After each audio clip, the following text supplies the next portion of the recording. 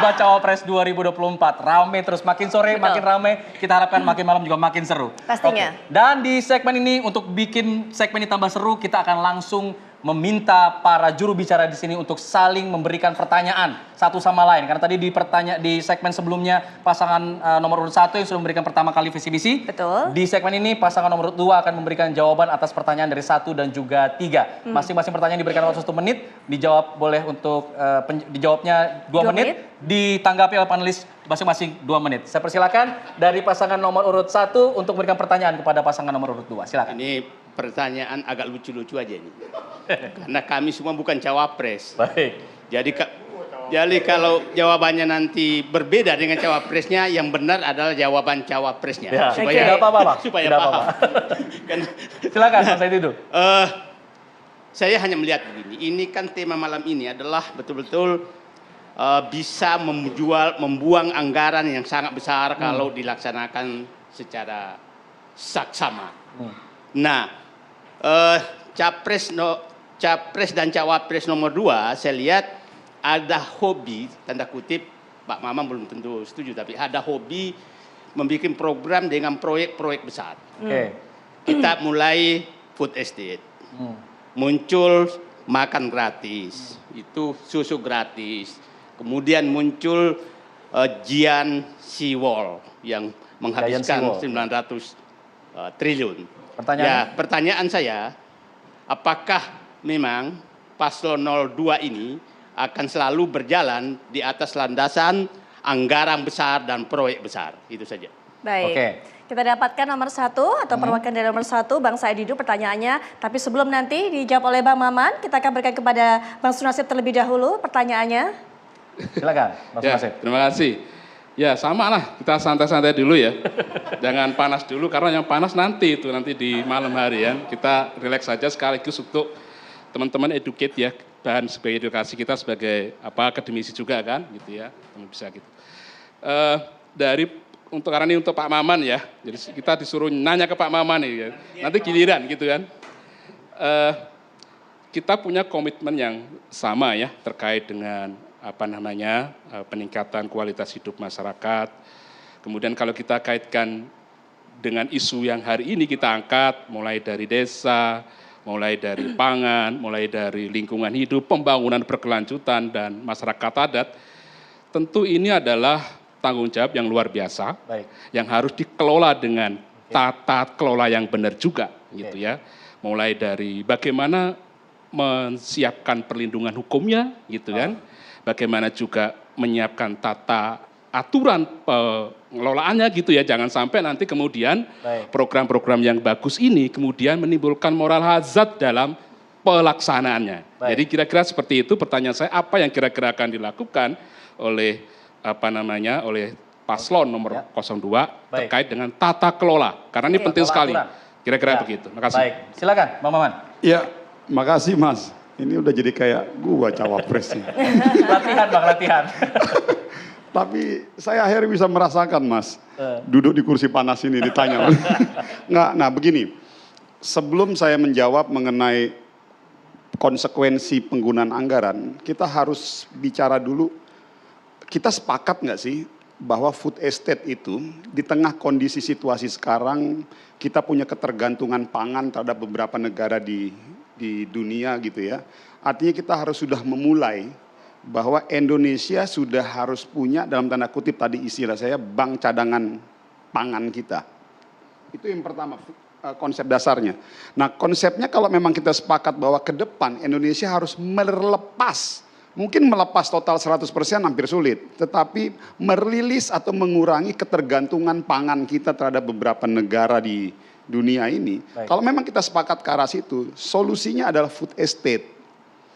Nah, bahwasanya dalam implementasi punya beberapa isu, kendala, permasalahan, yang namanya proses implementasi pasti akan ada evaluasi-evaluasi.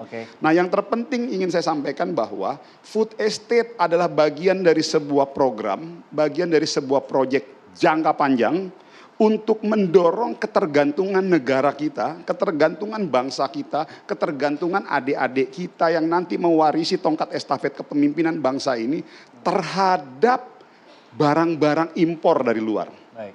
Artinya itu dulu tuh dasar substansi. Nah, yang kedua bahwa akan ada konsekuensi anggaran. Saya pikir semua program apapun yang akan kita implementasikan pasti punya konsekuensi anggaran. Tinggal permasalahannya antara spending dengan pendapatan ini yang harus kita balancekan. Oke. Makanya kalau tadi saya bilang bahwa ya tadi misalnya ditanya, oh dengan spendingnya cukup lumayan besar, gimana solusi? Ya mau nggak mau ya harus dikejar dalam konteks tata kelola peningkatan pendapatan negara. Oke, nyambung berarti ya. Artinya saya setuju, makanya ini pas banget nih ditanya masalah spending dengan tata kelola. Kalau bicara tata kelola, saya harus bilang bahwa tata kelola peningkatan pendapatan negara kita juga harus disempurnakan. Sebagai contoh, Mas. Baik. Baik. Mas Kita mohon izin ditahan dulu karena kita sambil melihat Oh, oke. dari kondisi terbaru dan juga kita akan tadi waktunya udah 2 menit ya Bang ya. Saya minta untuk para panelis untuk memberikan tanggapannya.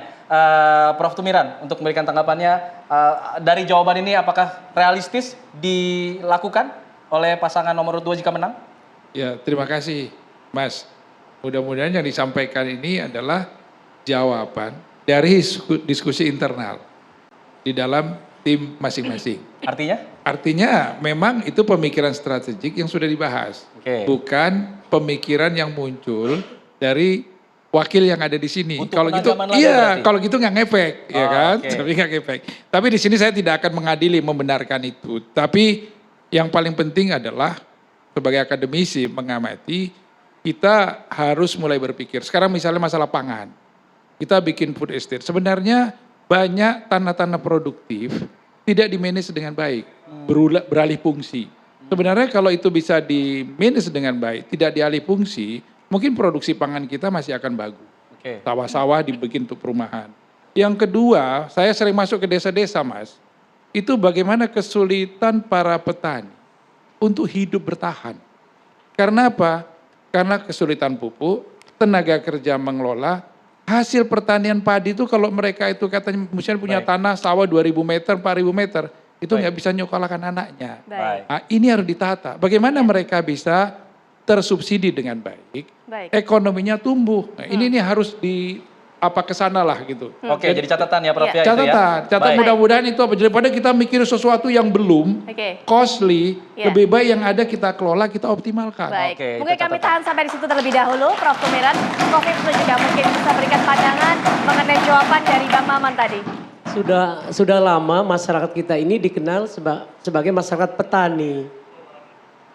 Jadi modal kapital, sosial kapital, cultural kapital bangsa kita ini petani. Kenapa sih nggak petani yang diberdayakan? Ketimbang bikin beban baru yang disebut food estate. Kalau beban itu didistribusikan, tentu lebih mudah. Beban itu menjadi berkurang kan begitu. Cara distribusi beban itu kan ada caranya. Di antaranya pupuk seperti disampaikan Prof. Tumiran dimurahkan. Irigasi diperbaiki. Setelah panen ditampung oleh negara, dibeli dengan harga yang wajar. Sehingga masyarakat bergairah. Coba sekarang dicatat karena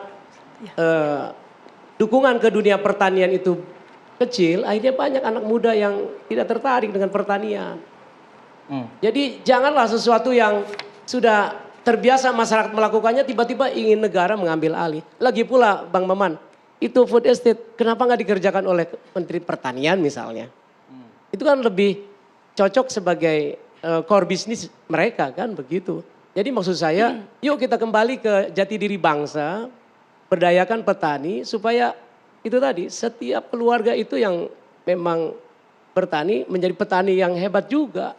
Karena didukung oleh negara dalam hal-hal infrastrukturnya. Baik. Irigasinya, pupuknya, pasca panennya, Baik. bibitnya, Baik. dan sebagainya. Termasuk Baik. dukungan kepada sumber daya manusia yang ingin terjun ke Ya. dunia pertanian dijamin Baik, oleh Prof. negara. Itu lebih keren. Ya,